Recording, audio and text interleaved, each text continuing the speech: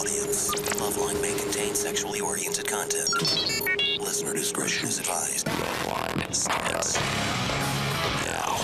And it is Loveline. Again, that number is 1-800-LOVE-191. Very exciting evening today. Yeah? Why don't you introduce our guest? Oh, I don't know.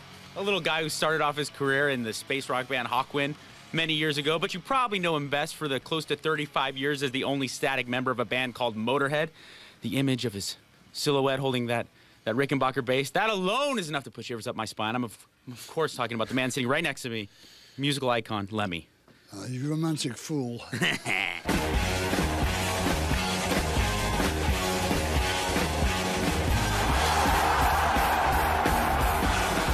man's the modern Jesus. Yeah. To be honest, he's fucking Jesus Christ. Motorhead is my life. Without Lemmy, there'd be like Motorhead, there'd be no Metallica, no Megadeth, no Slayer, nothing. There wouldn't be any of the heavy metal we have today. Rock and roll, he's Lemmy. Lemmy, he's rock and roll. Rock and roll! Hey, babe, don't act so scared. All I want is a special care. If I hear Motorhead, I will bang the whole time. Lemmy is God. They drop a nuclear bomb on this planet, Lemmy and cockroaches is all that's going to survive. Move over for a damage case.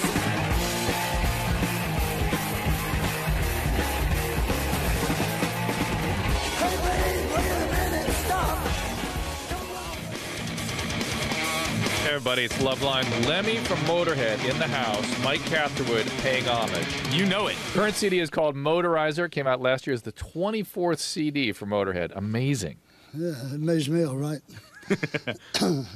35 years ago when you get the band started, do you think that you'd be 25 albums in?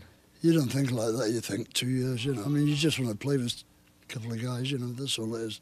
And then it goes on and on. And on. Yeah. Is it true that over 2,000 women you've bedded? No, that was actually the magazine printed that. I said 1,000. Yeah, that's still pretty impressive.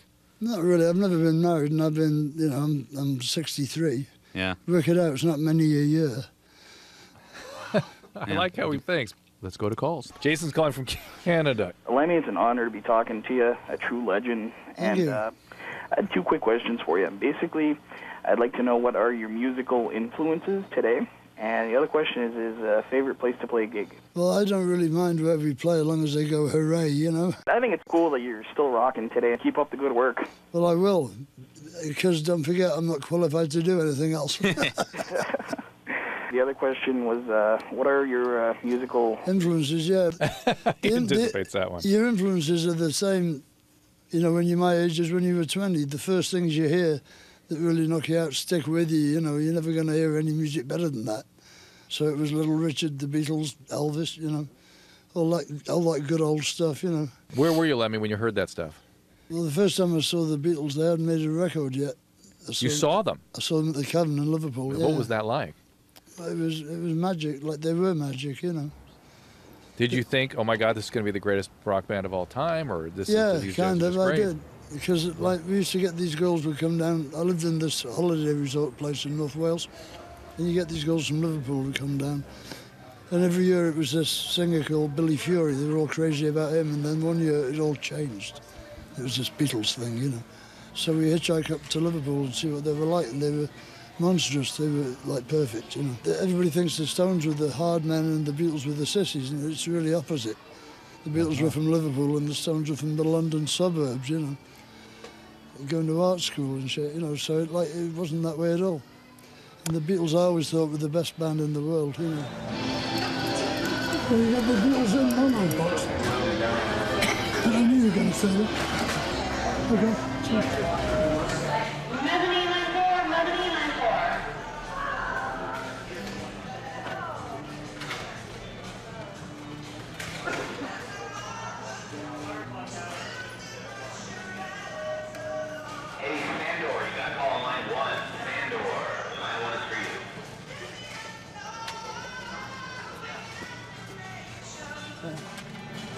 How about that?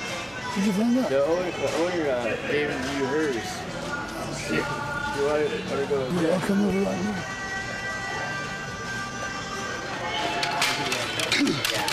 4670. From Take America's first. Oh, yeah. So visa? Yeah.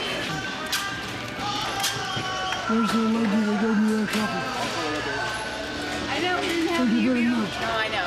I was like, all right, I gotta give it to you. I got it in the name of rock and roll. So there you go. And it sounds great. Yeah, I think you'll really like that's how they're supposed to sound. Yeah, exactly. The original, the whole The thing. original idea. A couple of them, like, I mean, Sgt. Pepper sounds amazing. So I think you really like it. And I know we did. Thanks very much. All right, see you later.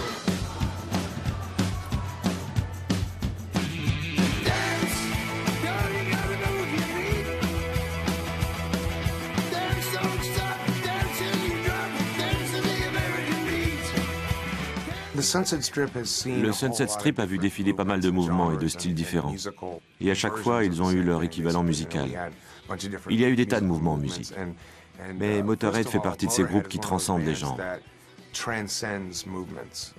Il peut se passer ce qu'on veut sur la scène rock. Pour tout le monde, Motorhead reste une sorte de référence ultime. Quand Lemmy s'est installé à Los Angeles, il a été reçu à bras ouverts. C'était le roi. Son trône l'attendait déjà.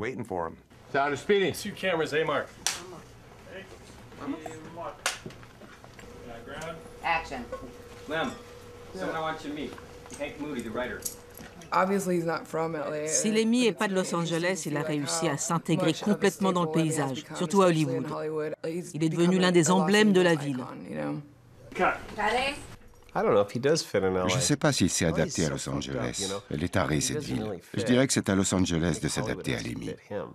Now all we have to do now is do that another 147 times and we got it. Il y a pas mal de gens qui tapent sur Los Angeles, surtout les gens du nord de la Californie, genre San Francisco et autres. Pour eux, c'est le monde des gentils, une ville trop lisse, pleine de gens prétentieux.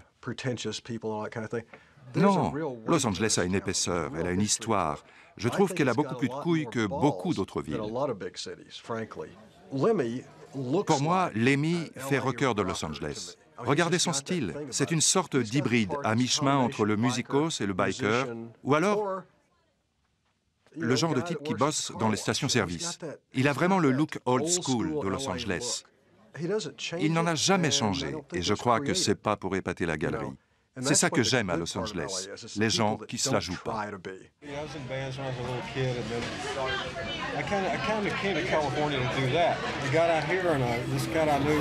Wanted me to come to an acting class, so I went. And next thing you know, I was in some theater group, and I didn't know anything about it. I realized that I was making a little bit of money doing this acting, you know, and so I stuck with it and started playing music. Points on that most as well? Yeah. I made $500,000 on Martian Floor. When the movie came out, and then that's just up front there. And when the movie came out, it was successful. It made about, I don't know, $35 million, and it made for $3 million, right? One day I'm sitting at the house and my assistant comes in and says, "You just got a check in the mail." I looked at it, it's for a couple of $1 million. Yeah, I went and bought a case of Bud. Yeah, you know? Another case, yeah, right. Yeah, Metallica recorded 4 of our songs, and I got a check for like 100 grand, you know. And that's pretty good too. I haven't got to the millions yet, but you know, I'm working my way up. That's pretty good. My first favourite was Buddy Holly, and then Little Richard, you know. Oh, yeah. Well, those guys Little Richard, such an outrageous voice. Oh, he is, yeah. The best vocal ever in rock and roll. I worked with him one time on a TV show. He was there, and he pulls up in an old Cadillac, and all these guys get out in suits and everything, you know, and he had a Hulk, yeah, right. And he met my son. My son at the time was only like 3 or 4, you know, and little Richie goes, "Oh, hey, baby." He goes, and I told my kid, I go, "Hey, Willie." Excuse me. I said, "Hey, Willie, listen, it's okay to talk to this cat, but don't sit on his lap." Lemmy, c'est un cow-boy radioactif. Johnny Cash version hard rock. Un biker. Le chic Seconde Guerre mondiale. Un croisement entre un pirate et Mad Max. Le capitaine Crochet. Un soupçon de cow-boy, un doigt de métal, une goutte de rock. La copie conforme du mec de mes rêves. La base de son look vient sans doute des années 50. Et là-dessus, il a greffé tout un tas de styles ramassés en chemin. Biker, punk rock, tout ça. Sauf que c'est un vieux de la vieille, ce serait plutôt les punks qui se seraient inspirés de lui.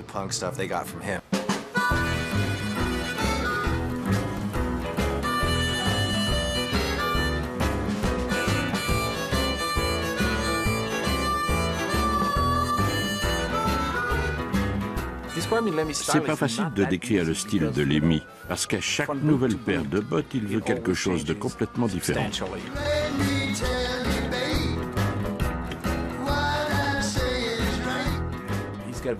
Il a des goûts très personnels et il a le sens de l'esthétique.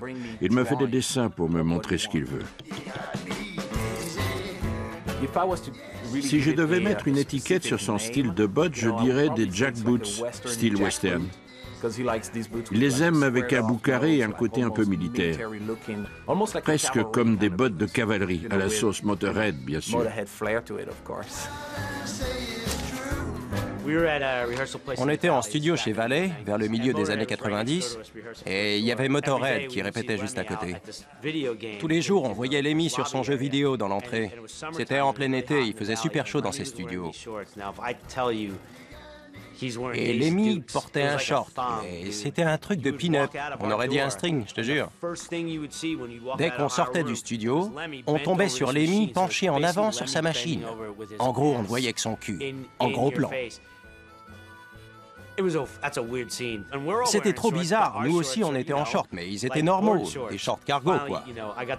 J'ai fini par avoir le courage d'aller le voir. Il était en train de jouer et je lui ai dit « Salut, salut Scott, ça roule ?» Dis donc, on se demandait « Ouais, c'est quoi ton short, là ?» Et là, je me suis dit « Il va me coller un pain, qu'est-ce qu'il va faire ?» Eh ben, qu'est-ce qu'il a, mon short? Et moi, il est super court, on voit ton cul tout le temps, c'est trop bizarre. Bah quoi, il fait chaud, je porte un short. Et là, il me regarde, il ajoute, ça, c'est pas un short, c'est un pantalon. Moi, j'ai un short, je suis au frais. Et il faisait comme ça en même temps. Il avait complètement raison.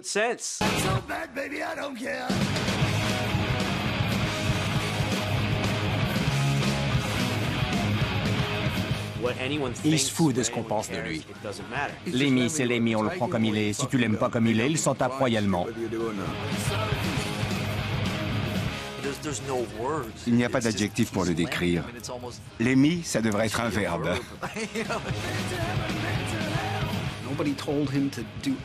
Tu lui feras pas faire un truc qui lui paraît pas naturel. C'est rare. Et c'est pour ça qu'on le respecte. On voudrait tous être comme ça. C'est un rebelle, c'est une espèce en voie de disparition. Tout le monde s'adapte, tout le monde s'intègre, tout le monde rentre dans le rang pour obtenir ce qu'il veut. Pour moi, Lemmy n'est pas comme ça. Il fait les choses à sa façon pour parvenir au but qu'il s'est fixé. C'est agréable parce que les gens ne sont plus comme ça aujourd'hui.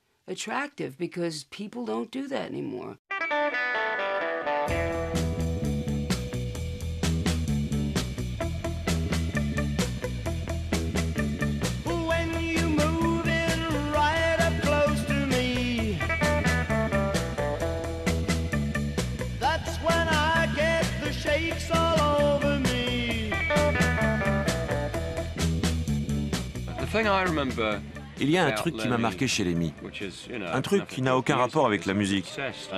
C'est qu'il était obsédé, et je crois qu'il l'est toujours, par les bandits manchots. Vous savez, les machines à sous. Et je me rappelle, c'était au Dingwalls, une petite salle très populaire de Londres. Je crois que c'est la première fois que je l'ai vu. Dans l'entrée du Dingwalls, juste derrière la porte, il y avait une machine à sous et Lemmy y était toujours collé. Il pouvait y passer toute la soirée. Je ne sais pas s'il a jamais gagné, mais il restait devant pendant des heures. Je n'ai jamais vu personne qui aime autant ces machines. Il faudrait fabriquer un bandit manchot Motorhead. Si tu as 3 Lemmy, tu gagnes le jackpot.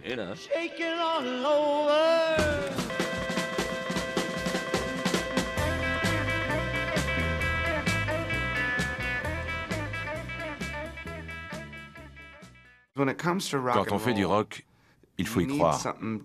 La sincérité, c'est fondamental. Quand tu vas à un concert et que tu vois un groupe qui joue avec ses tripes, ça te touche encore plus. Parce qu'il y a un truc qui se passe, un lien qui se crée. Si c'est pour voir jouer des robots qui se baladent sur scène, autant rentrer chez soi et se faire un jeu vidéo. Mais quand quelqu'un fait du rock'n'roll et que ça vient du cœur, quand il est complètement sincère dans ce qu'il fait, on est plus attentif tout à coup. On se sent vraiment humain en quelque sorte. Être en phase avec quelqu'un qui fait quelque chose de sincère, de vrai, c'est important.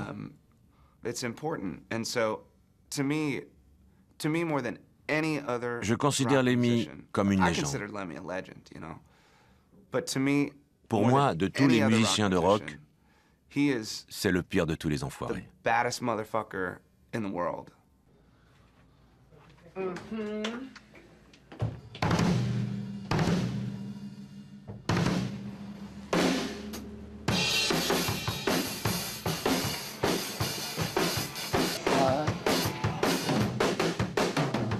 know, it'd be kind of cool if I could get one of those lyric sheets. When it gets to the instrumentals, there's 2 12 bars in a row. Okay.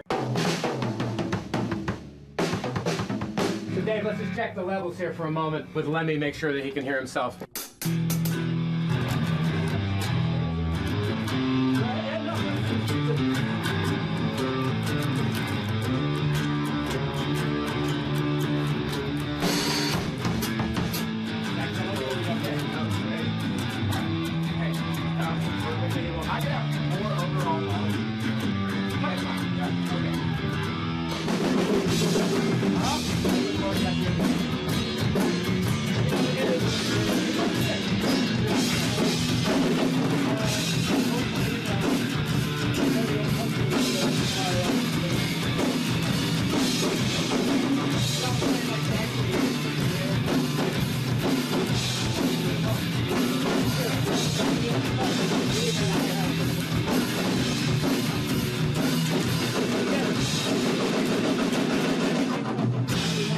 That one little spot when it's on the double chorus, I can just...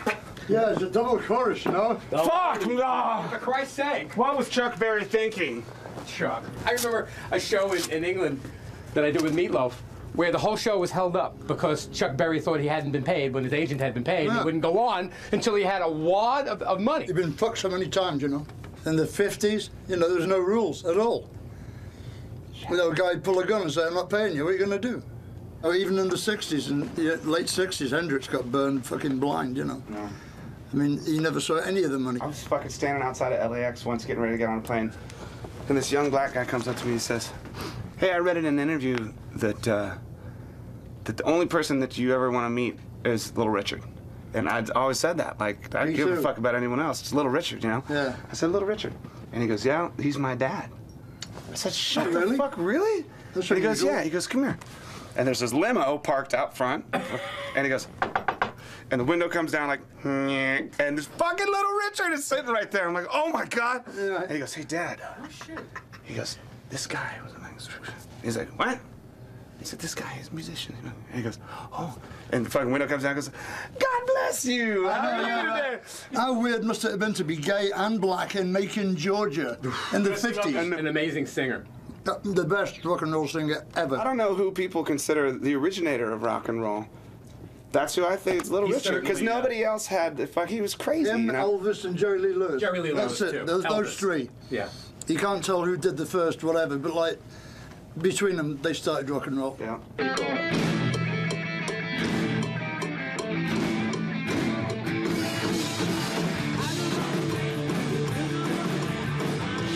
When you meet the originals, you realize, like, oh, they're, you know, of course they're troubadours or renegades. They're fucking freaks. Yeah, they've been renegades all their lives, you know. Yeah. They don't know how to do nothing else but be a renegade. Right. So that's where you got all of the music that was different than anything else, like Little Richard, fucking gay black dude, and Macon, Georgia in the 50s. What was he going to do? There was nothing he could do but play rock and roll. Not going to be a boxer, is he? Probably not. People say, don't you like Prince back in the 70s, you know, 80s? I said, no, I've seen Jimi Hendrix. Well, he comes on with scarves all over him with the Stratocaster, you know, you're kidding. I used to score for Mitch, I used to score dope for him. And I used to score acid for Hendrix. He's a very fair man, you know, I'd give him 10 trips and he'd give me 3 and take 7. Very generous. You know, but you had to take him then on the spotlight. He would take 7. Yeah. Well, see, the thing is with acid, see, they say it doesn't work 2 days in a row, but we found out if you double the dose, it does. It does.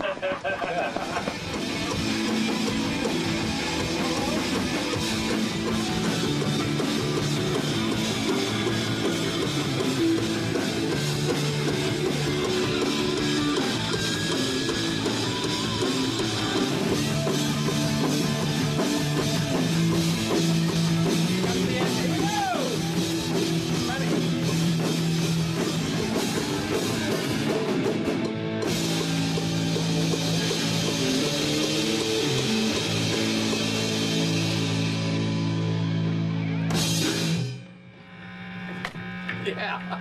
Yeah. See you, buddy. He is when you back. Are you here for good now? Yeah, I'm not going away for a while. I'll call you when I get back. Yeah, I do. Let's go have a drink. I haven't been to the Rainbow in ages. I had this fight going on with the fucking Darkness, this band, right? Oh, that's why I fucking called you, because I was sitting there. We went to the show, and the show was fun, you know. So we went up to the Rainbow, and we're sitting there, and the singer, I'm sitting at a table talking to the singer, and he says, hey, you recorded a song with Lemmy, right? I said, yeah. He said, yeah, we kind of have a little feud going with him right now. I was like, really? Why? And he said, well, he reviewed our record and he said it was fucking shit or whatever. Right, and I said, I'm like, oh, have you ever met him? He said, no. Because I don't think you'd met him before, had you? He said, no. I'm like, oh, dude, he's the fucking greatest guy. I mean, he's really, yeah, well, you know, so I called him a fucking cunt or something in the press. I'm like, oh, honestly, he's a good dude. You like him. And then I said, yeah, I'm gonna go take a piss. And I fucking got my cell phone. I'm like, Lem, what are you doing? Come on up for a drink. So I got that all the Darkness to send down. He sees you coming. It was just like, oh, fuck me, no. And then Lemmy sat down, and at first I'm like, hey, Lem, what's going on? He's like, you know, just I wanted to go down to the Darkness gig, but they banned me from the show. And I said, oh, have you met Justin, the singer? Well, I talked to him for about, what, half an hour that night? Yeah. And he didn't change my opinion one bit.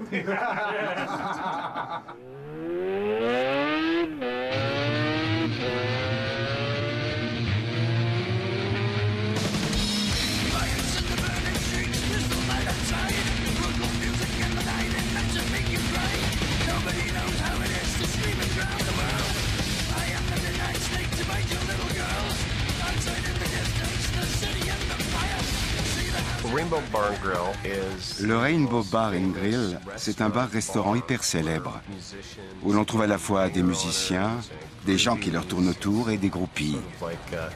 C'est un endroit pour chasser et être chassé. C'est réservé aux rockers. Si vous êtes un vrai rocker, vous pouvez venir, sinon passez votre chemin.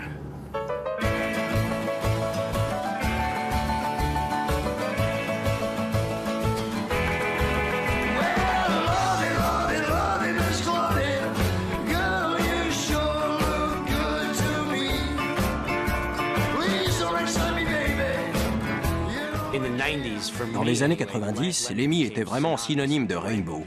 Chaque fois qu'on y allait, on le retrouvait sur la borne de jeu. C'est devenu une blague récurrente d'ailleurs. On disait « on va boire un coup au Rainbow et dire bonjour à Lemmy ». C'était pour rire, mais Lemmy était là. L'endroit attire des tas de touristes, surtout en été. Il est là, Lemmy? S'il n'est pas là, c'est qu'il est en tournée. C'est l'un ou l'autre, de toute façon. Donnez-lui son jeu, un whisky coca, une cigarette, et il ne décollera plus de là. Quand les gens voient le nom de Lemmy dans les scores, ils me disent « c'est écrit Lemmy, là ». Oui, c'est Lemmy de Motorhead. Non, j'y crois pas. On est en plein après-midi et oui, Lemmy est assis au bout du bar. J'ai vu de tout, des filles super émues aux étudiants qui font « c'est pas vrai !» Le mieux, c'est quand ils se mettent à pleurer, c'est trop mignon. Si vous voulez prendre une photo, lui parler, pas de problème. Du moment qu'il peut finir sa partie de Megatouch avant. Il est assis là, devant son jeu. Il est plongé dans une sorte de méditation heavy metal à base de whisky coca et d'autres substances que nous garderons secrètes.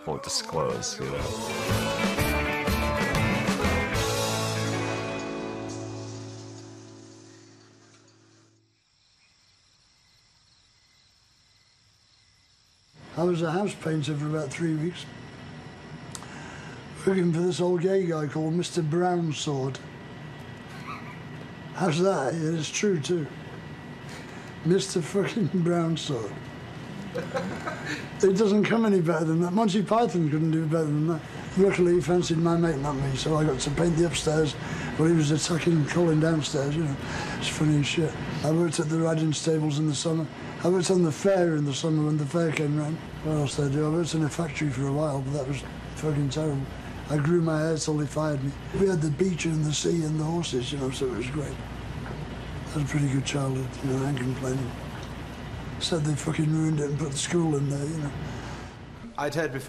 J'avais entendu dire que Lemmy avait été en cours ici, mais je pensais que c'était des rumeurs. Alors j'ai vérifié sur Internet, et c'était vrai. Apparemment, il a été viré du lycée. Pour quelle raison? Il jouait de la guitare dans les couloirs, mais je ne sais pas si c'est vrai. Je ne sais pas s'il a voulu devenir une rockstar. Je crois que c'est arrivé comme ça, parce qu'il est comme ça. C'est le rock à l'état pur. If you like like to gamble. I tell you I'm your man. You win some, lose some, it's all the same to me. The ace of spades, the ace of spades, the ace of spades, the ace of spades.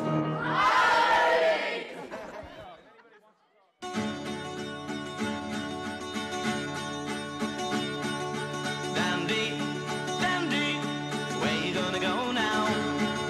Who you gonna run to? All your little life, you're chasing all the girls. I saw the Vickers at the Oasis in Manchester, and I thought they were excellent, so I went and asked for a job with them, you know. Chatting up the ladies, tickling the fancy, pouring out your charms to me. On a côtoyé les Kings, les Who, les Hollies. On a joué au South Pier de Blackpool avec les Who et le public criait « On veut les Vickers ». Roger Daltrey n'a pas aimé. C'était un groupe génial. Il était encore mieux que ceux qui avaient de plus gros tubes, comme les Who, les Kings et Manfred Mann. À l'époque, on était aussi connus dans le Nord que les Kings l'étaient dans le Sud. On tournait dans tout le Nord de l'Angleterre. We couldn't even get arrested in London. North of Birmingham, we were big stars. This is 1965-6. We were on £200 a week each clear. That's like 4,000 a week each now. And we all had Jags and we had a speedboat, for Christ's sake. We used to go water skiing on Windermere. C'était du rock'n'roll, mais punchy, très agressif. Il allait à son ampli, il faisait un gros feedback et le public hurlait. See, when I first joined the Vickers, they were ambitious. They settled into this routine of doing the same gigs every year, you know, the circuit. And they became, in the end, in fact, a cabaret show, you know. So it wasn't for me, really. Ils voulaient aller au cœur de l'action à Londres, et pas nous.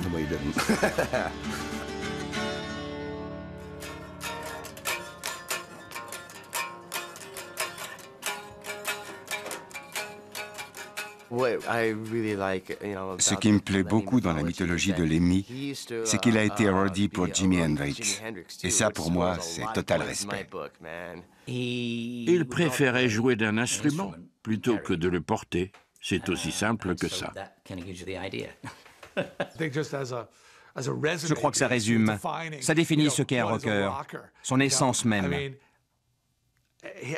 Le genre de type qui dit « Si je ne peux pas jouer avec eux, je vais porter leur instrument ».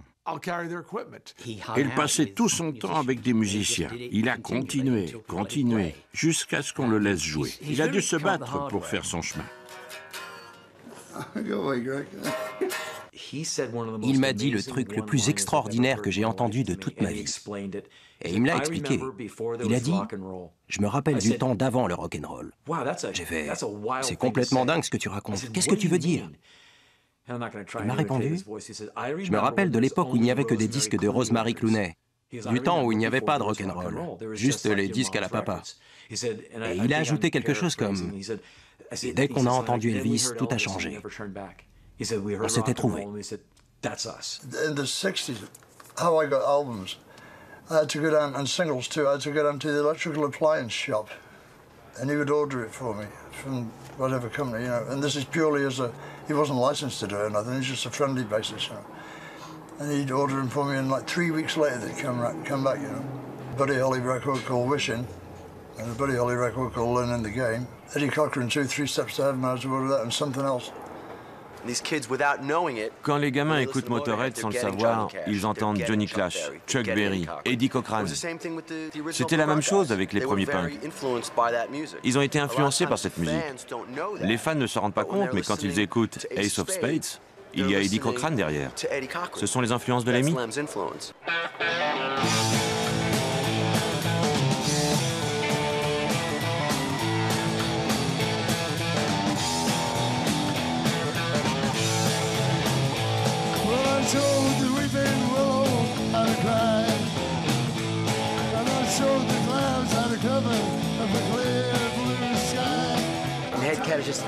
Les Headcats, c'est un retour aux sources, à ce qui nous a poussé à faire de la musique. Ce sont des chansons vraies, pas prétentieuses. Les gens ne peuvent qu'aimer.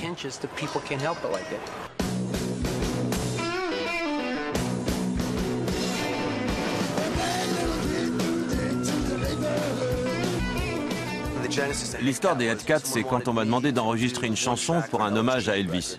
Je savais que Lemmy adorait Elvis et Johnny Ramone aussi. Je me suis dit que ça pouvait être pas mal de les réunir. On a enregistré ce morceau super vite et John est rentré chez lui. Mais on avait encore le studio pour un bout de temps.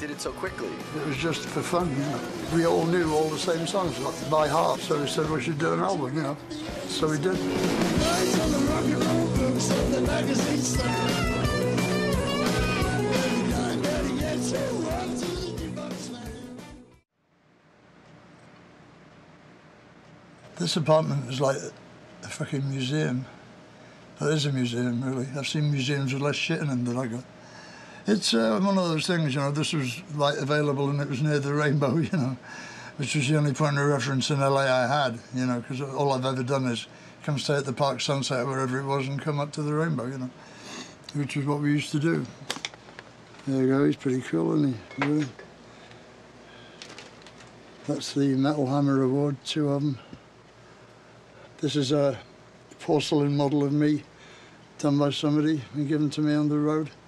It's pretty interesting shit, you know, you got to give them some great stuff. But the platinum album is from Joan Jett, and the gold one is from Lita Ford, because I wrote a song on that album. That's from the Wacken Festival in Germany, and this is my clan, the Scottish clan Fraser, and this is my honorary membership in the Rangers. There's my action figure. You've got to keep it in the original box, see? Then one day it will be worth as much as $5.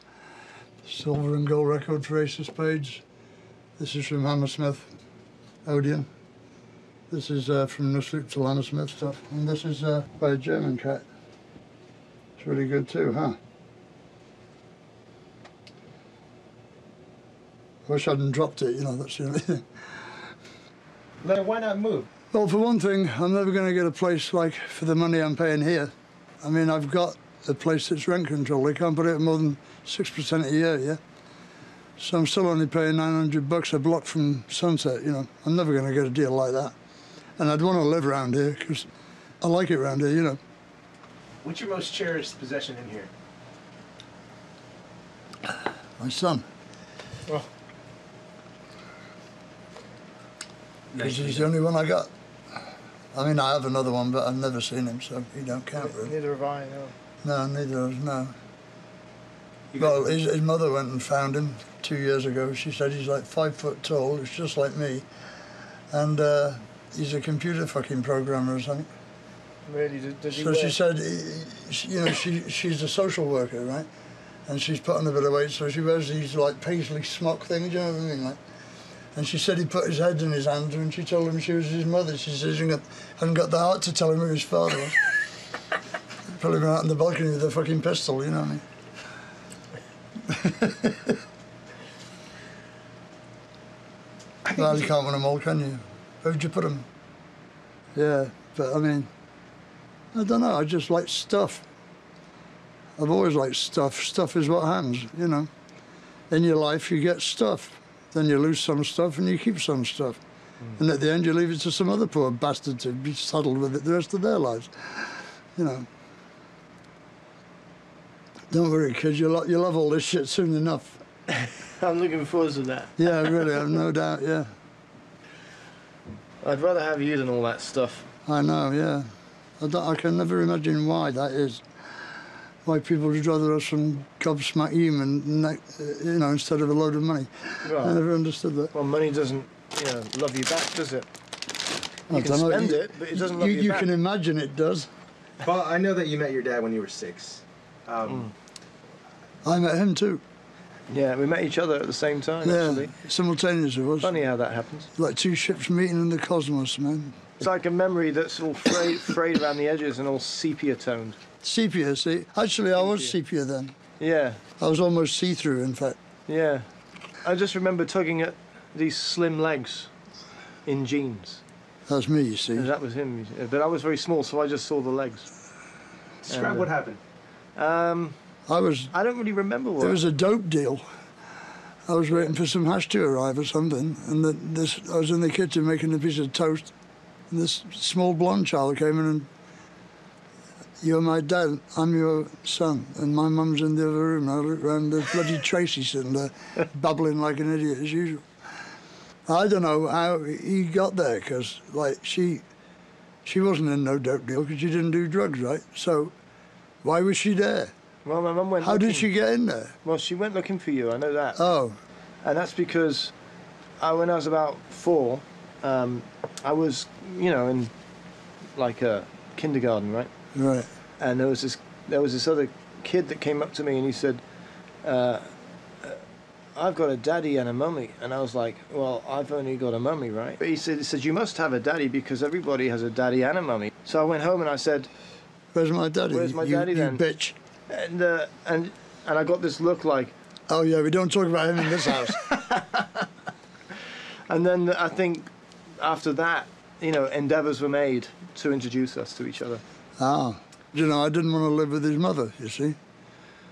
Because it was only like casual sex, really, you know. But I mean, I love Paul. I mean, I like Tracy. She's great, and she did a really good job bringing him up, you know, up to a point. And he's turned out to be a really clever kid, you know, and he's good. He's a great musician, you know. You have no idea how good he is, you know. My mum knew the Beatles, right? Oh yeah, she used to go out with John Lennon, didn't she? Yeah. Yeah. She's obviously trying to get to Paul McCartney through him. No, she lost her virginity to John Lennon. Yeah, right. The story that I've been told by my mum was that George liked her. Ah. And he would shyly, coyly look at her when she'd walk past the bus stop, and George would be standing there, and she wasn't interested in George. Right. And then, you know, but I don't know. I mean, maybe if she had been interested in George, it would have lasted longer than with John. Never know. It didn't last long with John, did it? No, it didn't. But she always talked about it. She was very smitten. But she called you after Paul, not John. So, you know. Yeah, that's a strange one, isn't it? Yeah, she must have been thinking about Paul when she was with John, perhaps. Well, perhaps she called him Paul, and that's why it didn't last. I've had some... Oh, I love you, I love you, Paul. Yeah. What?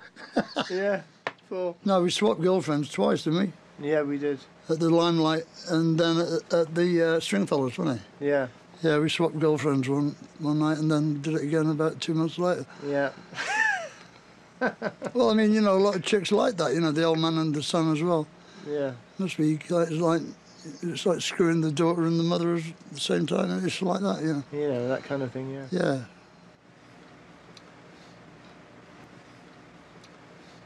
Doesn't it ever feel too cluttered for you? Yeah, all the time. What do you think? What are you doing? Shooting my trash can? Fuck off, man. You better not put that in the Where's the fucking trash can? Huh? Where's the trash can? There. Shooting the table. You're shooting the table. I didn't see that. I was looking at that. At what? I don't know, whatever that is. You could offload some... It's a fucking Domino's bargain list. One of my favorite memories. L'un des plus beaux souvenirs que je garde de mon père, c'est quand j'avais 6 ans. Je venais d'apprendre à jouer 3 ou 4 accords à la guitare. Il est passé à la maison et en partant, il a attrapé une guitare qui traînait. Et il a commencé à en jouer juste devant la porte. C'était un mi majeur. On a improvisé sur cet accord pendant quelque chose comme 20 minutes. Tout le temps, il regardait droit vers moi, droit dans les yeux. Voilà, c'est comme ça qu'on fait. C'est cet effet-là qu'on cherche.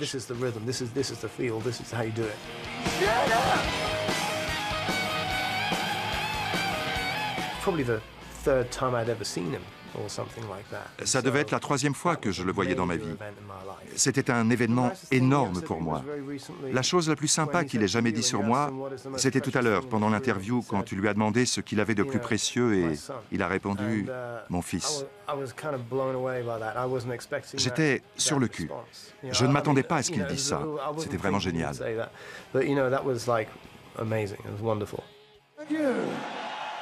This is my son, Paul. Hey, not bad for an only child.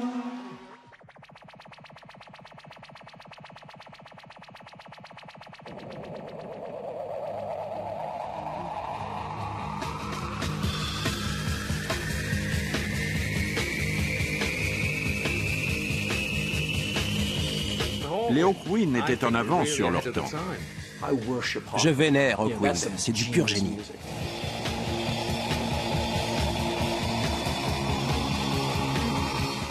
C'était un groupe de rock progressif que les punks avaient le droit d'apprécier aussi.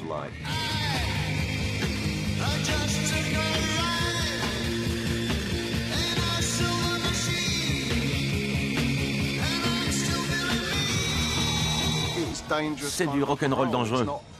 C'est pas chorégraphié, c'est audacieux, jamais banal. On ne sait jamais à l'avance ce qu'on va voir. Et ça, c'est forcément bon.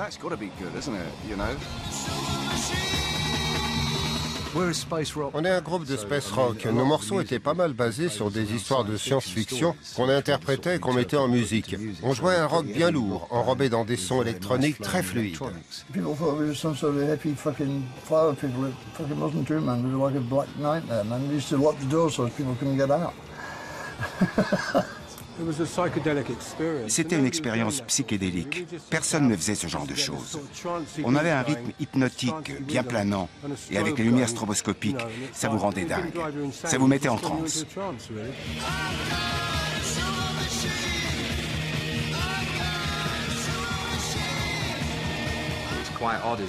Hawkwind avait un clavier très entraînant, une sorte de pulsation binaire de percussion. Et nous, avec New Order, on écoutait ça et on essayait de le reproduire. Dans des morceaux comme Temptation et Everything Gone Green, on a en fait voulu copier Hawkwind. C'était la première contre-culture avec Haïti et Oz Magazine. C'était très romantique.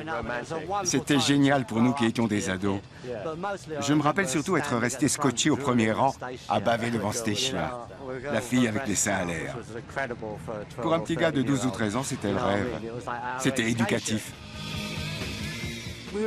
On était une bande de marginaux, en gros, et une famille. On formait une famille. On avait un gros public parce qu'on jouait partout. Quand on se produisait à Londres, ça ressemblait à un colloque de dealers. Dirk Milk et Lemmy étaient toujours sous speed et de mauvaise humeur. Quand le bus venait nous chercher, ils étaient de mauvais poil parce qu'ils ne s'étaient pas couchés depuis plusieurs jours. Lemmy claquait la porte et s'asseyait. We were in the States touring, and we were in Niles, Michigan, on the way to Detroit. I don't even know where Niles is. It's on the other side of Michigan from where Detroit is. So we pulled over at a roadhouse to eat. And I wasn't hungry, you know, being a speed freak. So I just got this new camera, so I went out prowling around looking for things to, you know, yeah, with the new camera. And I got conked over the head in this abandoned housing project and fucking came round without my camera, without any money. I go back to the roadhouse and they're gone. And dumped me there, you know. I mean, what kind of shit is that, you know? One of your band members is missing after you have a meal and you just drive off. That's not the way I work, you know. And so now I'm stuck here, so I have to hitchhike across Michigan. I go up to my room, crash out for about 2 hours, down the sound check, do the show. Crossing into Canada the next day, I get busted for speed. In jail for 2 days in Canada, handcuffed to a fucking iron bar.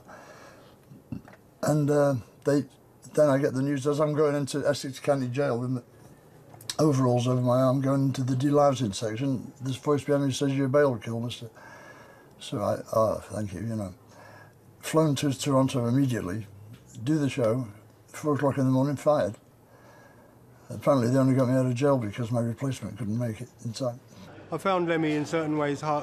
C'était pas toujours facile de bosser avec Lemmy. Dans le groupe, tout le monde prenait différentes drogues. Du coup, on n'était jamais en phase.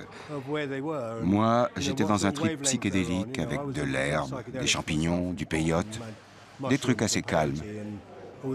Lemmy était plus porté sur les amphétamines. Il n'était jamais à l'heure pour partir le matin. Par exemple, quand on avait un avion à prendre, il fallait qu'on se lève pour aller à l'aéroport et on était tous en train d'attendre en bas. Mais merde, où il est? On était obligés de monter pour le sortir du lit. C'était assez stressant pour tout le monde. On était tous furieux après lui, pas seulement un ou deux d'entre nous, tous. Une tournée, c'est très éprouvant en soi. Alors quand il a été arrêté à la frontière, ça a été la goutte qui a fait déborder le vase. On a décidé à la majorité qu'on en avait ras-le-bol.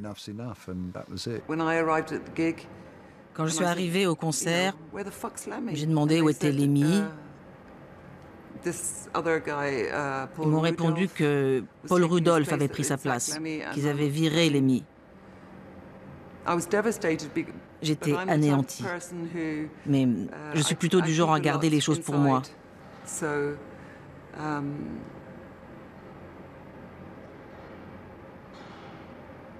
J'ai continué, mais j'étais effondrée. C'était triste, très triste. Il était complètement retourné. On était tous, en fait. Just coming for a one time. Because what it was 70s drug snobbery, you know, like they were all just doing organic drugs, man, you know, and I was doing speed and organic drugs, so I didn't like that, you know. Il nous a détestés à ce moment-là. C'est normal. Il a dit que j'étais un connard moralisateur et suffisant. Bon, si c'est comme ça qu'il me voit. I went home and screwed 3 of their old ladies. You know. Well, you know, vengeance is sweet, saith the Lord, you know. And I must admit, I was banging one of them already before we left. But it was a great time. I wouldn't have traded it for any other band, ever, you know. In fact, I would have probably been in that band right now if they hadn't fired me.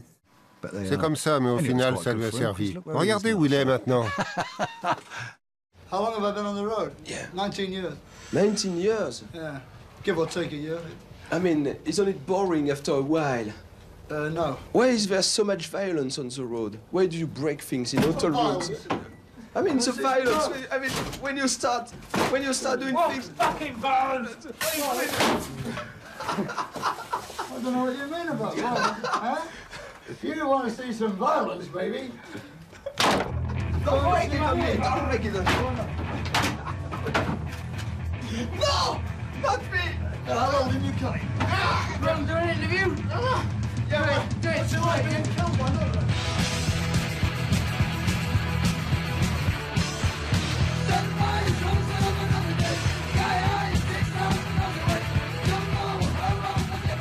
Lemmy est aux origines du heavy metal, peut-être même avant Black Sabbath. Si on me demandait quel est le premier groupe de métal, ce serait entre Lemmy et Black Sabbath. Mais je dirais Motorhead.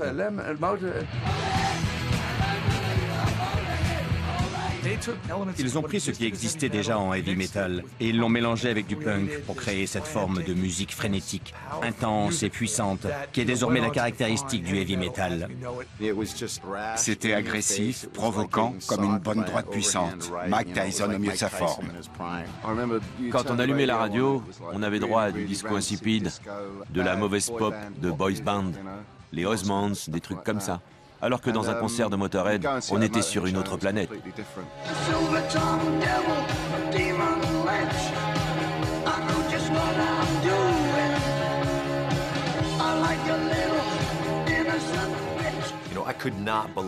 J'arrivais pas à croire qu'un type puisse chanter comme ça sur un disque.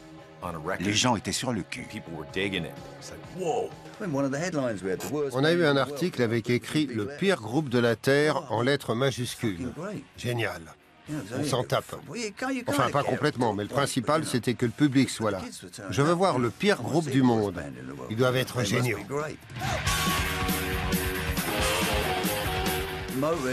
Motorhead, c'était du speed, mais en musique par 3 mecs sous speed. C'était une explosion d'énergie, sortie de nos minces silhouettes.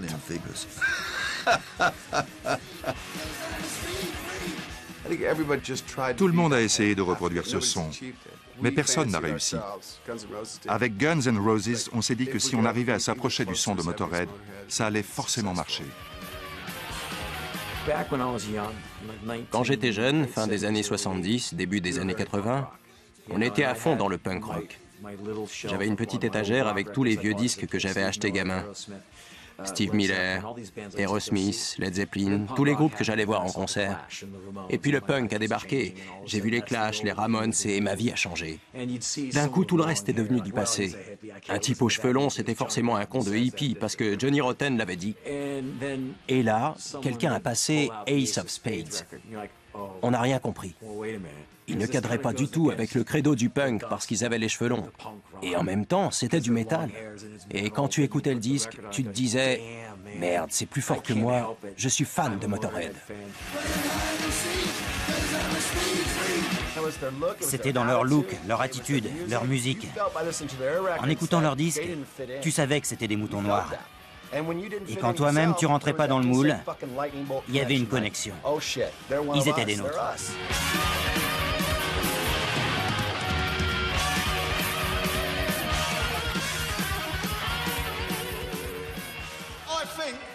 Personally, that this tour is the antidote to Simon Cowell and all the evil shit music that he's purveying. And if there's one man on this tour that embodies the spirit of rock and roll more than Lemmy, show him to me. Ladies and gentlemen, the great man himself, Lemmy!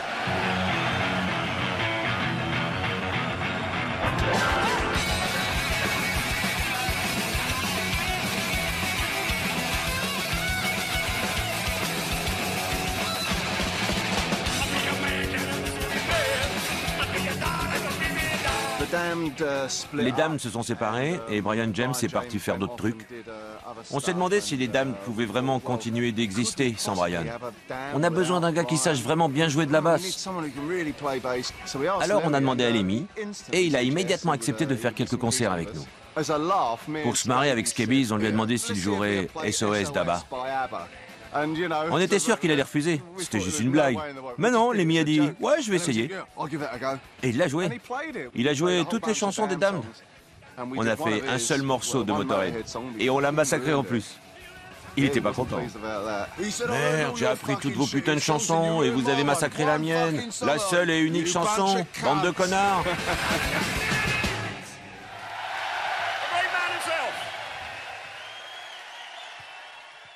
Killed by Death? Metropolis. Overkill. I don't believe a word. Tué par la mort? C'est débile. Non, toi, t'es débile. Lemmy est un super parolier. Ses paroles sont puissantes, futées, acérées. Les premières lignes sont nettes, sans détour. Ne me parle pas, je n'en crois pas un mot. C'est ça que j'aime. Je veux pas vivre éternellement, on peut pas mieux le dire. Ce vers renvoie à plein de choses. Tu gagnes, tu perds, et tout revient au même. C'est un peu ma devise dans la vie. J'emmerde Keith Richards. J'emmerde tous ces types qui ont survécu aux années 60 et qui se baladent maintenant dans leur jolie petite jet privée et qui entretiennent leur réputation de génie du rock en couchant avec des top modèles dans des palaces parisiens. Tu sais ce qu'il fait, Lemmy, en ce moment? Il doit être en train de boire un whisky coca en écrivant un nouvel album.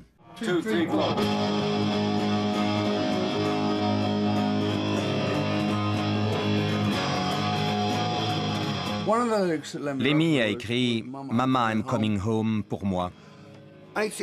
C'était très bizarre parce qu'il ne connaissait pas la nature de notre relation avec ma femme.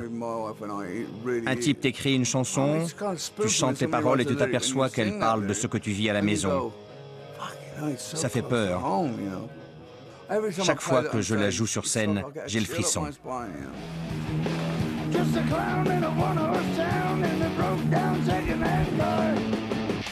Can you still get it up? Or are we pushing too hard?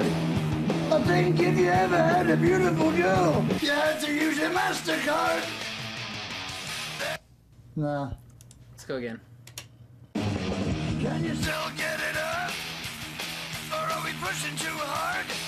If you want to get your hands on the beautiful girl, you gotta use a MasterCard. Let's listen to what we have, okay? Yeah. Look, pills. Ooh. What kind of pills are they? Vitamins? No. No.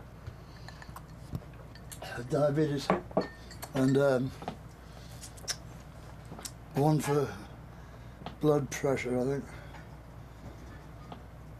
I mean, I told him my blood's pressing just fine. Every time I cut myself, it comes right out. Okay, that's it. Or are we pushing too hard? If you want to get your hands on a beautiful girl, you gotta use a MasterCard. There's no excuse for bullshit, so don't try to beat me down. You better take some action. Bring it on, bring it on. Un jour, on discutait et il m'a posé des questions sur mon accident de quad. Je m'étais vautré un an plus tôt. Et comme ça, de but en blanc, il m'a demandé « Quand c'est arrivé, est-ce que tu as cru que ta carrière était foutue ?» Je lui ai répondu que ça m'était passé par la tête plusieurs fois, mais que j'avais continué. Et là, il m'a parlé de son diabète. Il avait découvert sa maladie à l'époque où il m'a écrit une chanson. Il m'a dit « Tu sais, j'ai cru que j'étais fini, que c'était cuit. Et puis j'ai réfléchi et je me suis demandé ce que j'allais faire. J'ai vécu toute ma vie de cette façon. J'ai fait des tas de choses pour en arriver là où j'en suis. Je ne vais pas tout changer maintenant. Et ce qui m'a le plus marqué surtout, c'est qu'il a dit « Je vais continuer à faire pareil, côté drogue et alcool, parce qu'en fin de compte, je suis trop vieux pour trouver Dieu. »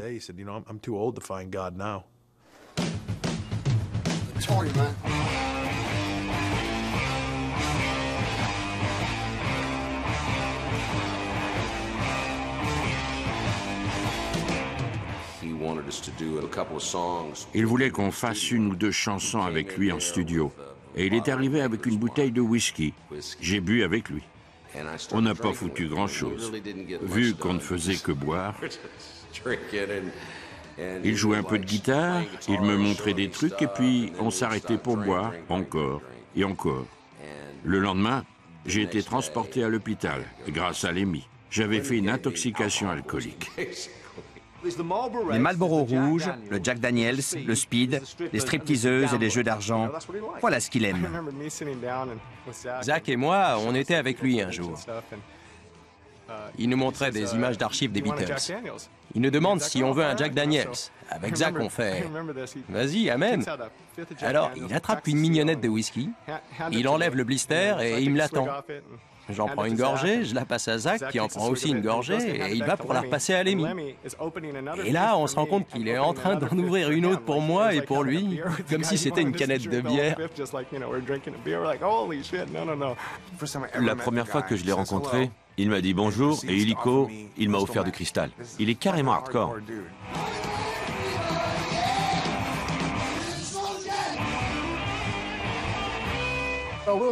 Mais je n'ai jamais vu Lemmy perdre ses moyens à cause de l'alcool ou de quoi que ce soit. Je ne l'ai jamais vu tomber de la scène ou débiter des conneries. Et ce truc n'a pas détruit sa vie. Ce serait effrayant d'avoir Lemmy en face de soi et complètement sobre. Il te sauterait à la gorge. D'après les lois de la nature, il devrait être mort. On s'est tous bien retourné la tête, mais Lemmy, je sais pas. Il doit être en fer. Un truc comme ça. No, I don't really want to advertise all that. I don't want kids to take any drugs because of me. You know, I don't really want them to stay off drugs because of me either, but I don't want to advertise a lifestyle that killed a lot of my friends. Okay? Here's another question for Lemmy. Jose. Lemmy? Yeah. What do you credit to your longevity? You drink, you smoke, you party a lot, and I want to know what you credit to it. Not dying. That's the secret. That's the secret of survival, not dying. I don't know, you know, I was lucky, right? Because a lot of my friends didn't make it, you know? Yeah. And I did. You know, I never did heroin, see. That was the one. I never saw anybody die on anything else. When I was about 17 years old, he said to me, Quand j'ai eu 17 ans, il m'a dit Son, promise me « Mon fils, écoute-moi, promets-moi que plus tard, tu ne prendras pas de coke. don't do coke. S'il te plaît, Please, just don't pas do de coke. coke. And I was like, okay. Ok, And he said, prends du speed. Just do C'est bien speed, meilleur it's pour la much better santé. for you.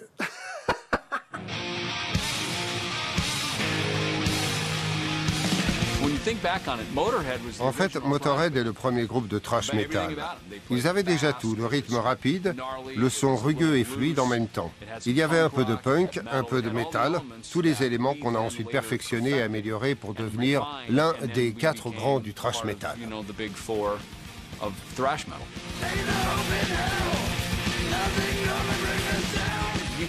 Sans Motorhead, il n'y aurait pas eu Metallica, pas d'Anthrax, pas de Megadeth et sans doute pas de Slayer.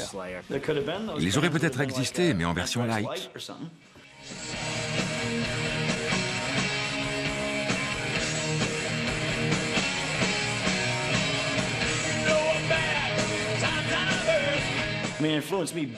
Sa façon de jouer de la basse m'a énormément influencé. Son degré de distorsion, la vitesse de jeu, sa puissance et ce côté binaire. Implacable. L'influence de Motorhead est incalculable. Ils nous ont influencés à un tas de niveaux. Je vous liste les trucs qui viennent de Lemmy. Au niveau musical, La façon de chanter, le phrasé, sa sobriété, les rimes, l'intention. l'attitude, Être aussi cool que Lemmy. la motivation, la persévérance, Le look. La coupe de sa moustache au départ, c'est ça qui m'a impressionné. Et la ceinture de balle. Mortelle. Lemmy, c'est pas seulement une source d'inspiration. C'est le feu vert. Il te montre qu'on peut faire ceci ou cela, qu'on peut aller aussi loin. Il a défoncé la porte à plein de groupes qui avaient envie d'aller plus loin.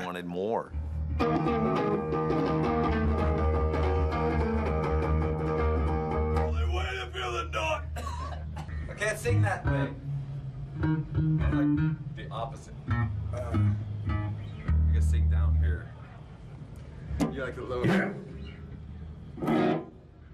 You take the high mic and I'll take the low mic.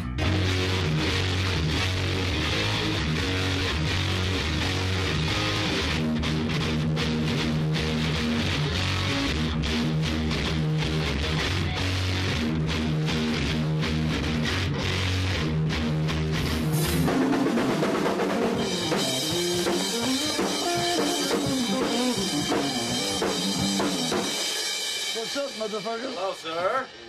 Great to see you, brother. Good to see you too. Hey, man. What's happening? Ross? Hey, Lenny, how you doing, bro? What's happening? Good. What do you want to do? You want to do, I'll do the first one, you do the second one? Yeah. Do the third one together or something? Sure. Or a line each or what? You do the high harmony? No, not anymore, no. Rub your balls and you No, that's the theory, yeah. What ending do you have for Damage Case? How do you end stop, Damage and Case? I stop, and then you're the last. Figure that out when we get there. How? Don't be under any illusion that we know what we're doing. Let's see what happens. Yeah. Let's have fun with it. It's a 3 count. It goes 1, 2, 3.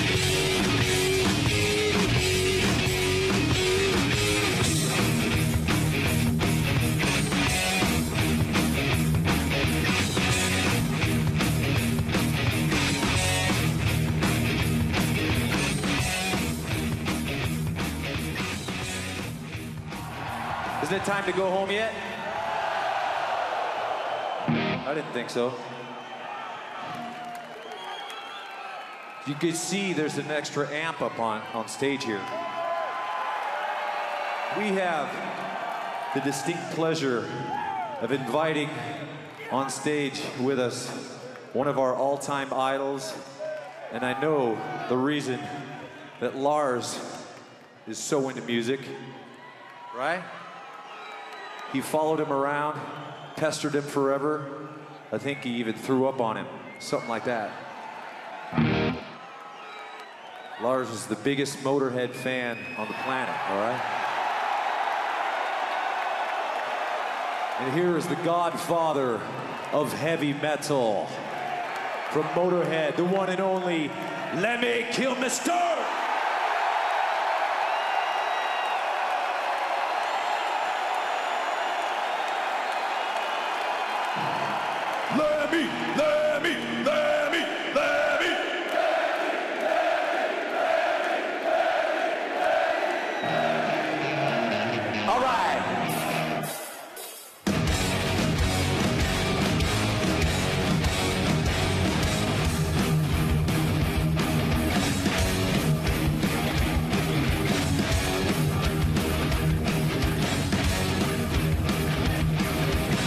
Hey babe, you look so sad. All I want is a special care. I want the love and service and television. All I need is a little consolation. And I can show me your face. I'm all over the place. Let me inside the face. Move over for a damage case.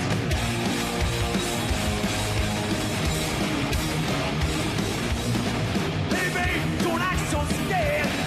All I want is a special care. No, don't victimize you. All I want to do is fantasize you. And I can tell by your face. You're all over the place. I'm a total disgrace. Move over for a damage case.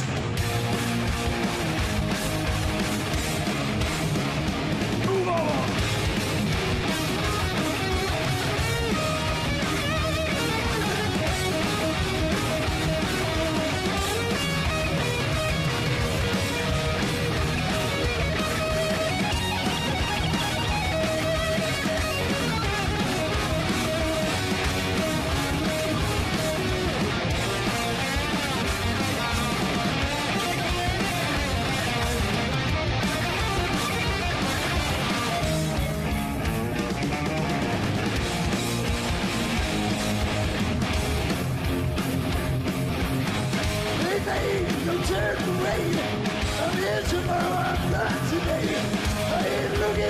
victimize you.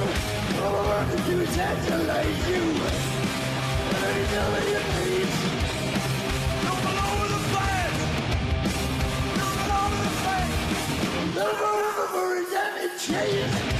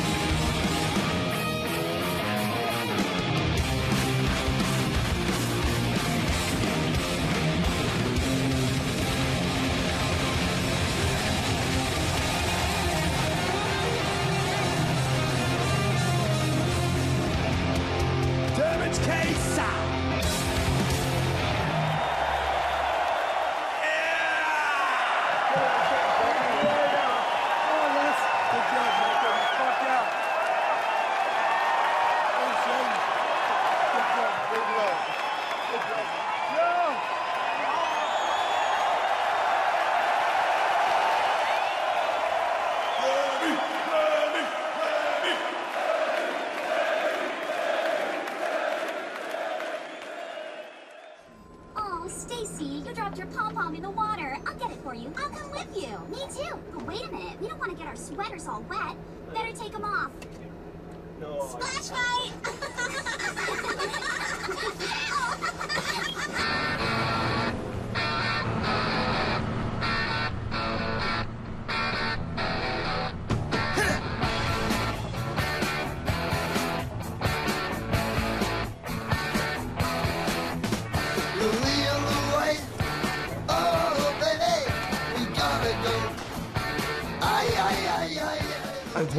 J'avais pas vu Lemmy et ses gars depuis 10 ans. Je me suis retrouvé à faire un concert avec eux et là, surprise, les gars de l'équipe étaient les mêmes que sur la tournée que j'avais faite avec eux au début des années 80. Et eux, 10 ans plus tard, « Salut, dit, ça va? C'est Lemmy, ça. » On forme une grande famille. C'est un gros cliché, mais on compte les uns sur les autres. On s'aime, on se déteste, on aime se détester. On part en tournée, on rentre chez nous, on revient, et quand on se retrouve, on est tout content, on est chez nous. On n'a pas l'impression d'être des collègues. On est des amis.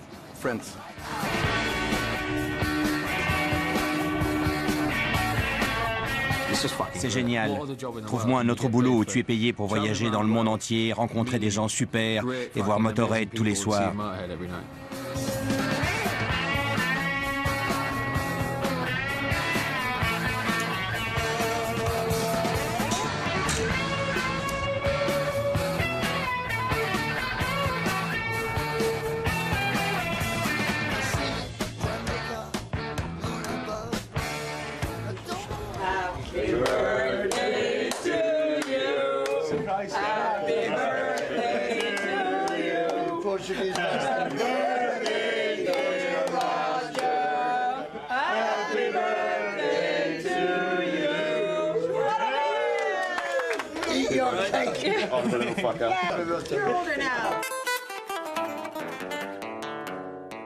J'ai joué dans pas mal de groupes et j'ai vu l'effet que produisait l'argent.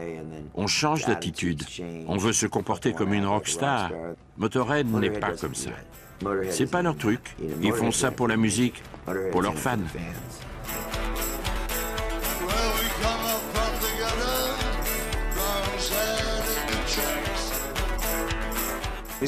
Notre but, c'est toujours le même. Continuer à faire avancer le groupe, réussir à produire un bon son et à écrire des super albums. Il n'y a rien de factice dans ce qu'on fait. Je dis toujours, chez Lemmy, il n'y a pas un gramme d'hypocrisie. C'est la vérité. Et je peux dire la même chose de Phil ou de moi. On ne fait pas semblant. Année après année. On reste les mêmes. Je crois que ça se sent. Ça fait comme une aura autour de nous.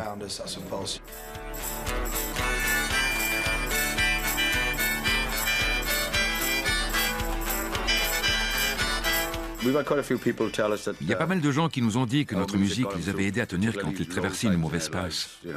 Nous aussi, ça nous fait quelque chose quand on joue. Je ne sais pas ce que c'est un truc magique. Mais on se sent bien.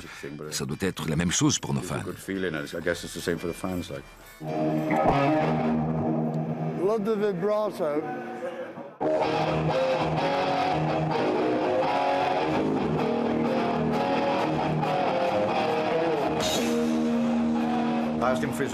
Je lui ai demandé son autographe quand j'avais 12 ans, tu le crois ça? Il a joué dans ma ville avec Hawkins, et c'est le seul du groupe à être sorti pour signer des autographes.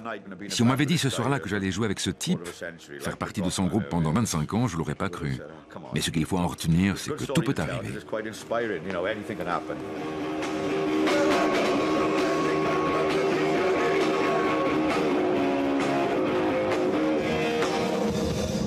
Fucking microphone. What's the point?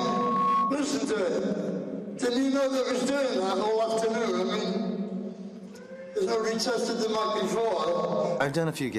J'ai fait quelques concerts avec Motorhead. Faire la balance, c'est du délire, on n'entend rien. Du coup, ça hurle de tous les côtés. 1, 2, 3. That's perfect, just a bit more. C'est ahurissant que Lemmy entende aussi bien vu ce qu'il a fait subir à ses oreilles. Il entend surtout très bien quand on lui offre un verre, même quand on est derrière lui.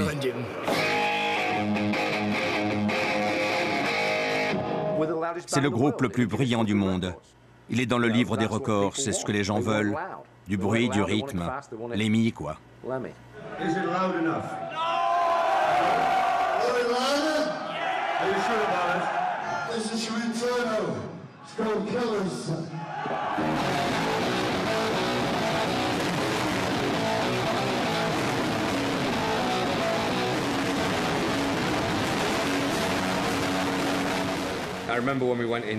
On était venu enregistrer Power, Corruption and Lies sur Britannia Row à Londres. Dans un studio, quand on a fini, on est censé remettre les niveaux de la table de mixage comme ils étaient, de mettre les réglages à niveau. Là, ceux qui étaient passés avant ne l'avaient pas fait, sans doute parce qu'ils avaient fini tard. Je me suis mis à pester, c'était qui cette bande de connards? Motorhead, génial! On a branché ma basse sur les réglages de Lemmy pour voir. C'était merdique.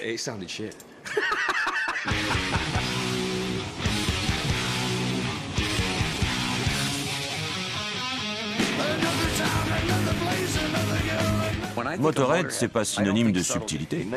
C'est le vent qui s'engouffre dans une porte. Sa voix, ça crie ça. Comme quand on se ronge les ongles. C'est comme une rafale de vent qui s'abat sur toi. Comme quelqu'un qui arrive par derrière et qui te donne une claque sur les oreilles. Et puis ça devient granuleux. Voilà, c'est comme une tempête de sable. C'est l'équivalent oral d'une tempête de sable. Les lumières s'éteignent, cet enfoiré débarque sur scène, il éteint sa clope et prend sa basse. Là, c'est terminé. Tu peux traîner n'importe qui à un concert de Motorhead, il sera comme ça.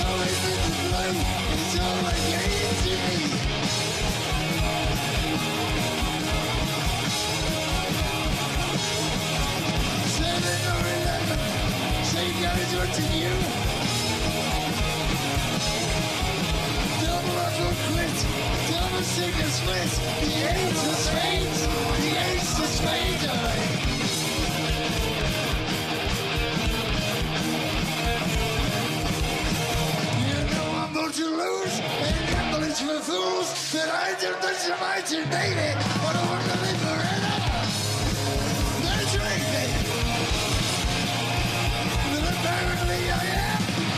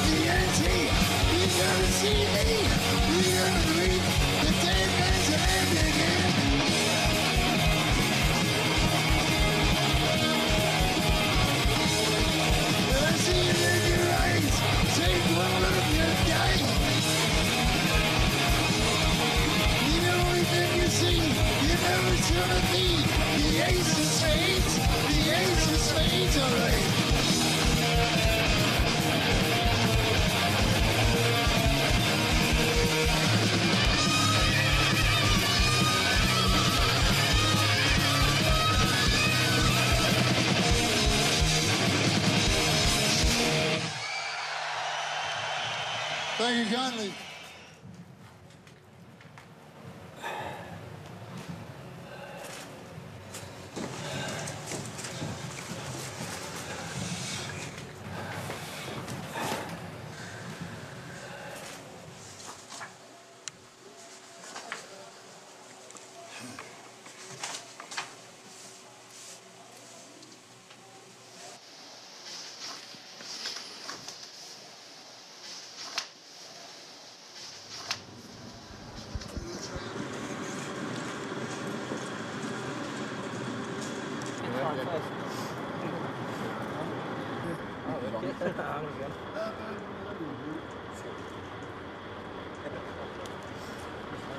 Next election, I'm gonna run against you, and I'm gonna win.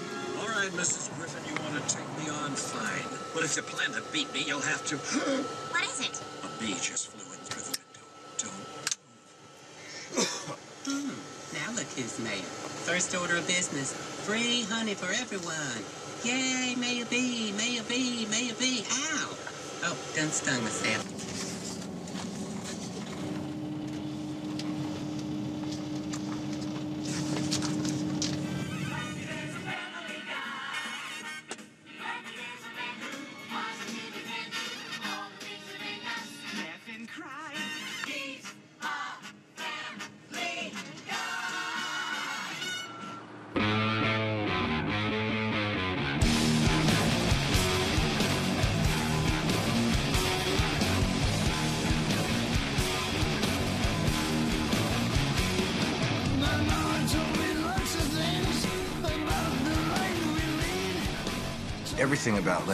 Le jeu de Lemmy n'a rien à voir avec celui des autres bassistes, et même avec celui de n'importe quel musicien en fait. Sa marque de fabrique, c'est l'association entre la Rickenbacker et les amplis Marshall. Je n'ai jamais entendu qui que ce soit créer ce genre de son à la basse. Il joue comme certains guitaristes de heavy metal. Ce n'est pas qu'il joue de la guitare sur une basse, mais il sort un son qui ressemble à une guitare. Well, the basic difference is that most bass players sound like this. Whereas I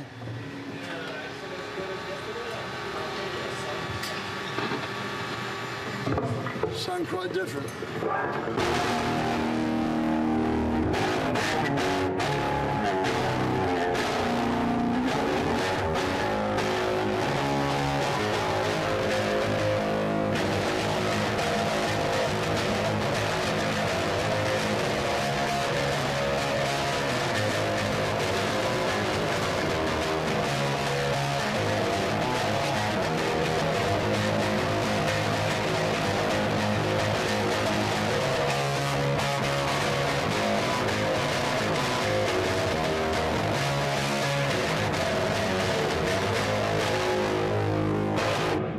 Like that.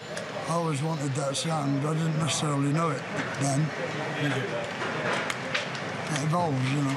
What would you say, Tim? Sorry? How would you say my bass playing encompasses my personal personality and my outlook on life generally in the modern 21st century already? Well, I think the phrase hammer and tongs comes to mind. Really? Yeah. Not a hammer, an anvil. An anvil and tongs. Anvil and tongs, yeah. And hammer. And hammer. And stuff like that. Yeah, very hard. Actually, he's never heard us, like when we both like the same time when we both different things. Like, because you're talking about actually, you know, he talks of one thing one minute, not the other. And nobody ever fucking understands the thing we say because actually we just two geezers trying to get along backstage, you know? Yeah, and everything like that. And things like that. Yeah. Or something else. Americans usually have a nervous breakdown around now. How do you know the CIA weren't involved in the Kennedy assassination? He's dead, isn't he?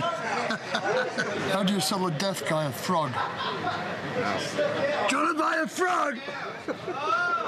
How do you make a dead baby float? 2 scoops of ice cream, 2 scoops of dead baby. How would you describe the life you've lived the last 30 years in the rock circus? Controlled madness.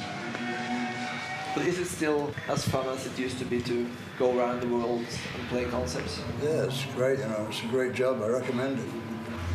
You know, it's almost as good as being a TV interview. Still a lot of groupies backstage. See any? But what makes you the proudest in your career? Survival, I think. Every year that goes by, I get a bit prouder, you know, because we proved that we weren't the trash band that they said we were originally, and every year we survive proves it a little bit more, you know. You know, like that, right? What keeps you going? 30 years. What keeps you going and going? Well, see, you have a dream when you're a kid, and my dream came true, so why stop it? How long are you planning to keep going? Oh, until 2047. Then I might slow down a bit. Might be 2048, hasn't it? I love everything about Lemmy. The music, fucking everything. Like, there's nothing not to like about Motorhead. It's a band that's got it all. They're hardcore. They're a proper hardcore band. They're like, I don't know, like Saxon and all that shit. They're like excellent. They're full on. They've always been full on. Motorhead, they set a standard for all the others to follow. Every time you see them live, they make you deaf. I don't have to listen to my wife. So many, for about 5 days out of every year, my wife is totally ignored because I just, oh, sorry, darling, I can't hear you. I can't hear you. Sorry, I just can't hear you. They made me stone deaf forever!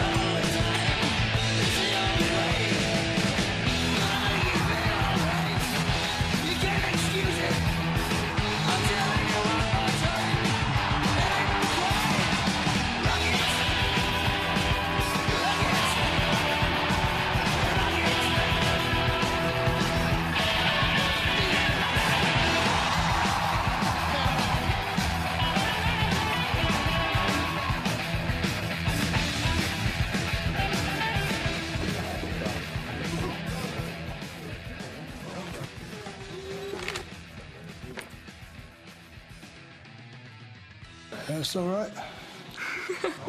It's the biggest thing that's ever happened to me. It's huge. I love that guy. And he's so much nicer than I thought he would be. Why's that? No, he's really humble. I thought it would be like, yeah, I don't give a shit.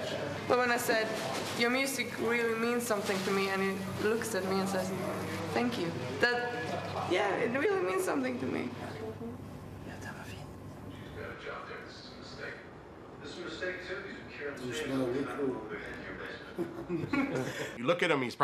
À le voir comme ça, Lemmy peut être intimidant, mais c'est quelqu'un d'une extrême gentillesse. Il y a des tas de gens qui viennent lui demander des trucs. La plupart des mecs dans sa position les enverraient balader, mais lui, il prend la peine d'aider les gens. On le voit dans son cœur. J'étais mariée à un type qui s'appelait Matthew, un paysan de l'Indiana qui idolâtrait Lemmy. Et c'était un grand fan de Motorhead.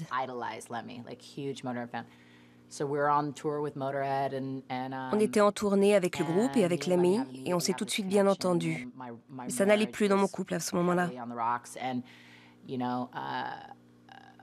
Mon mari voulait pas lui parler, mais Lemmy allait le voir avec des t-shirts, tout ça. Quand on s'est séparés, il a été raconté à tous les habitants de notre ville, un minuscule bled de Géorgie appelé Athènes, que j'avais une liaison avec Lemmy.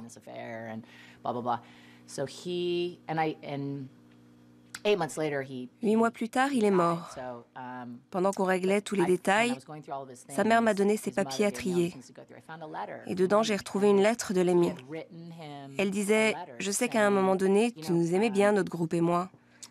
Je veux juste que tu saches que Corey et moi, on est juste très bons amis. Entre nous, il y a une amitié, un respect mutuel. Elle me parlait tout le temps de toi, elle me disait qu'elle t'aimait. Mais je ne serais jamais allée plus loin. Je ne suis pas comme ça. »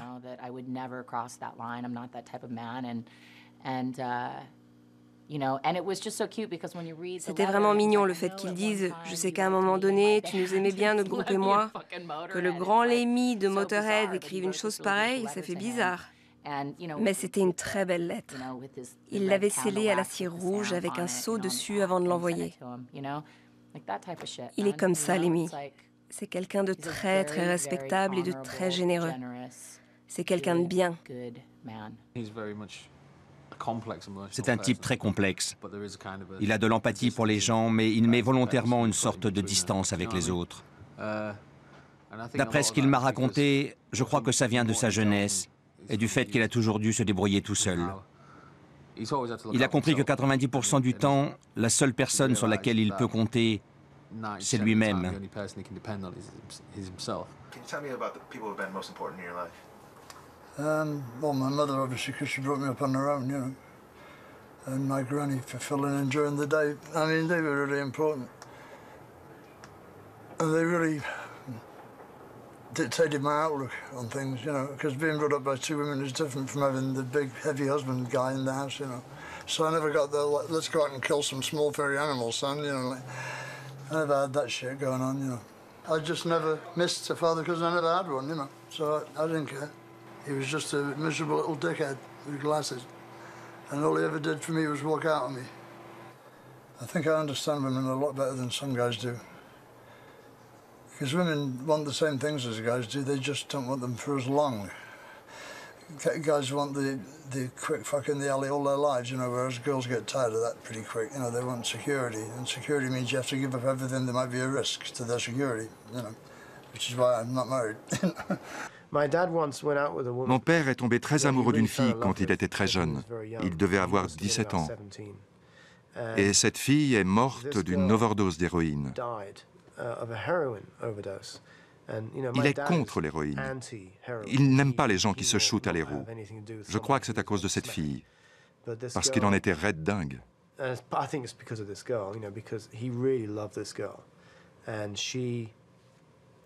C'est lui qui l'a trouvée.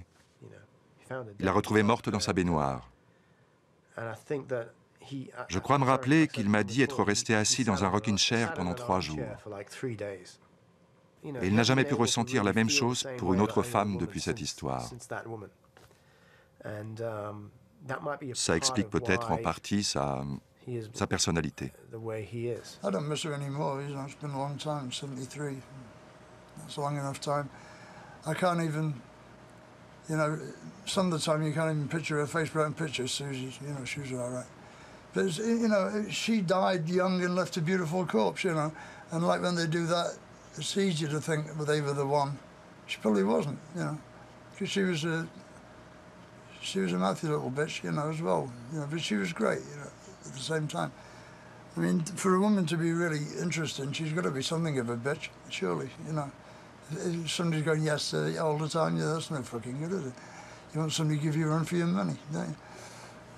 No relationship can survive a guy or a girl being in a rock band unless the other partner is also in a rock band. And even then it's difficult. Because you're away 7 months of the year, you know. Nobody's going to stand for that. Either they want to go with you, which doesn't work, or they sit at home and have affairs, or if they sit at home and take care of the kids, they build enough resentment because they think you're having a whale of a time on the road, you know. It can't work. It's one of those things, you have to make up your mind between rock and roll or your beloved one, and since sex only lasts for, what, half an hour at the very top, rock and roll set lasts for an hour and a half, you know, so I think we got that one sorted out. Do you ever stop filming? Huh?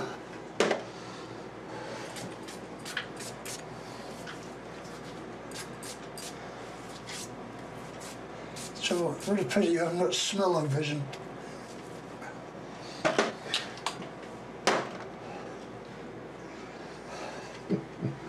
Yeah.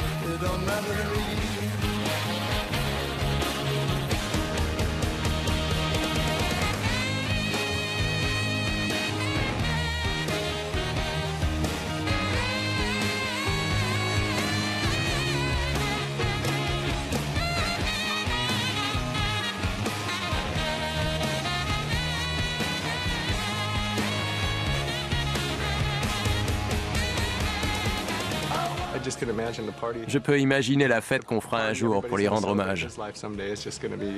Ce sera digne d'un chef d'État. Je crois qu'il manquera terriblement à plein de gens dans le monde. Mais ce sera comme il l'aurait voulu. Il n'y aura pas beaucoup de larmes. On se dira plutôt, on s'est vraiment bien éclaté. Ce sera triste, mais ce sera aussi un jour où tout le monde se retrouve pour parler de tous les bons moments qu'on a passés avec cet homme et sa musique. Je ne sais pas quel âge il a, et je m'en fous. Il pourrait avoir 100 ans, peu importe. Le fait qu'il ait toujours la flamme, c'est une leçon pour nous tous. On n'a pas à se plaindre et tout à espérer.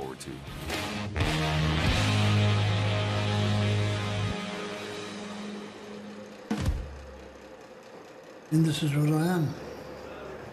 This is what I do. This is what I'm supposed to do.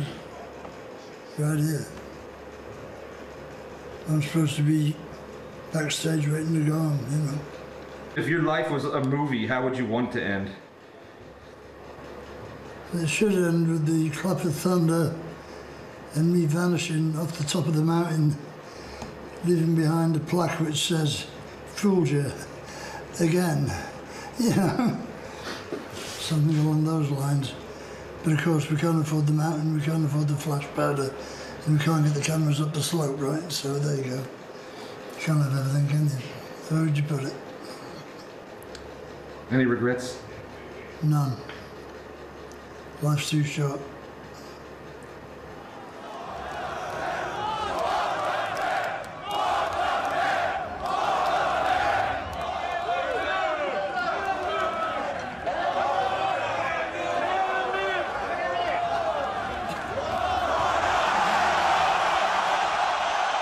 I'd like to say that you're one of the best fucking crowds we ever played for.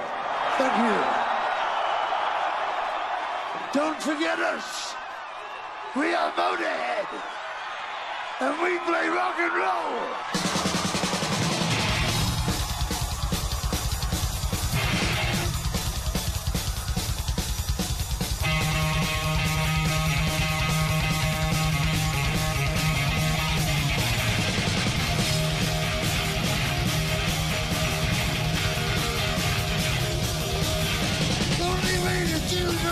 Listen loud, so that I can't believe it, see me with the ground.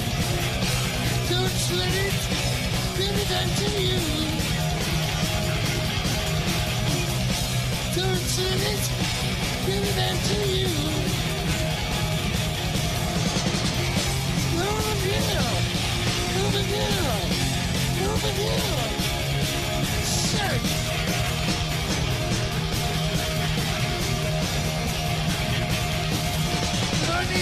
Feel the beat, sit till you're flying. Sing your head, you rush again. Don't make you fly. Don't sweat it, give it back to you. Don't sweat it, give it back to you. Over here, over here, over here. Cheers.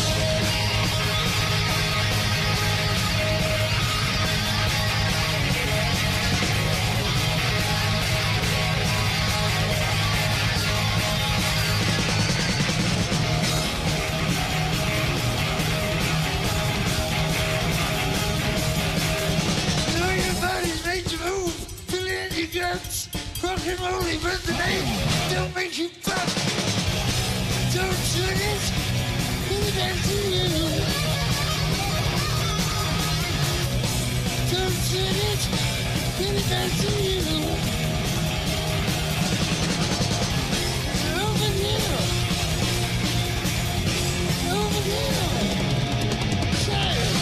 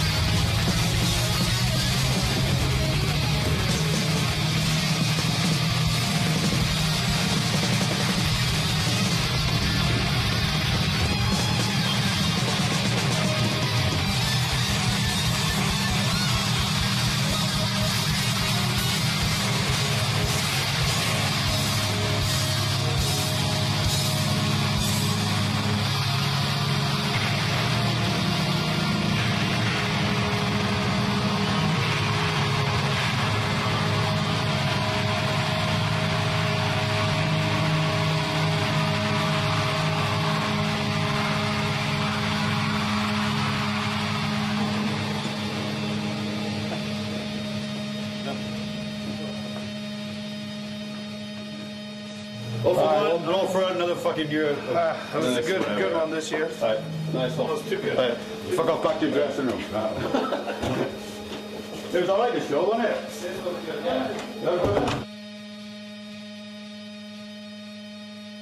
Yeah, Friday. Bugger off, Craig. Yeah, give it a rest. Not in the elevator, give it a break, will Give it? it a rest. Right. All right, go away. Oh, fuck off with the cameras, boy. Ah, there they are. Have I worn you down, Russ? What's the matter with you, pal? You want a mouthful of broken teeth or what? Cheers, guys. Cheers, man. Good to see you again.